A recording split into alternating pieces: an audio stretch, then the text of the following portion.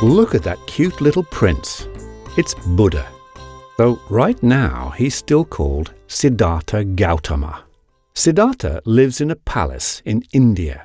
His parents believe that this little guy will become something extraordinary. To know this for sure, they ask an astrologer to consult the stars about the future.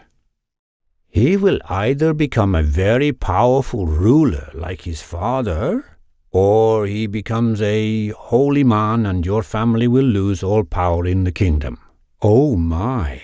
Don't worry as long as you keep him away from sickness, aging, poverty and death, it will be all right. They decide to protect the prince from all such experiences. Siddhartha grows up, gets married and has kids without having met ordinary people outside the palace. But one day, Siddhartha drives his cart outside the palace area. There he witnesses how ordinary people live. He sees an old man, a sick man, and a beggar monk in the street. He also drives by a dead man. What? People get sick and are poor and die? Life is just endless suffering. Siddhartha doesn't want to suffer, and he doesn't want anyone else to do so either. This must be solved. He leaves his wife and child and goes away.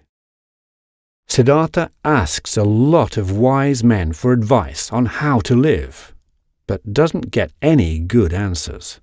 So he decides to try not eating. He will starve himself like a beggar monk, an ascetic. Look how thin he has become. This clearly doesn't work. It won't make one happier. No, Siddhartha realizes this. He gives up the idea of starving himself and sits down beneath a Bodhi tree to meditate. Here he decides to stay until he's found the solution.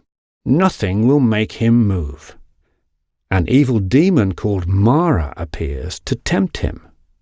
Mara offers him lots of great things, but Siddhartha just stays put.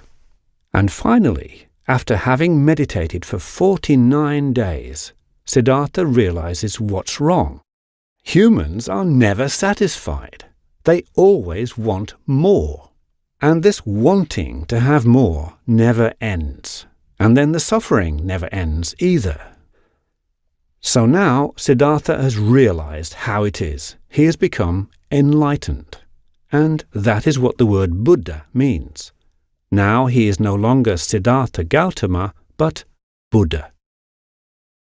Buddha wants more people to realize this. Some of his friends listen to him and start to follow him. They become his disciples. Buddha preaches to them and to other people. At this time in India, everyone is Hindu. The Hindus believe in rebirth, reincarnation.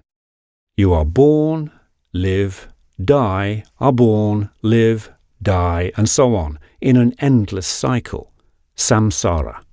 Stop! I want to get off! Buddha preaches the importance of getting free from samsara. Getting reborn makes it impossible to avoid suffering. Buddha had tried both being rich and starving. These are two exaggerated ways of living, and neither are good. He believes it to be better to choose a middle way. But hey, Buddha, if you're not born again, where do you end up after death? You don't get to a place, but to a condition where you don't want anything. Nirvana. Why do you call it nirvana? Nirvana means blown out. All your desires are blown out, and you have reached a kind of peace. Buddha wanders around preaching how to reach nirvana. When Buddha dies, there have become many disciples. Now it's time for them to pass on his teachings.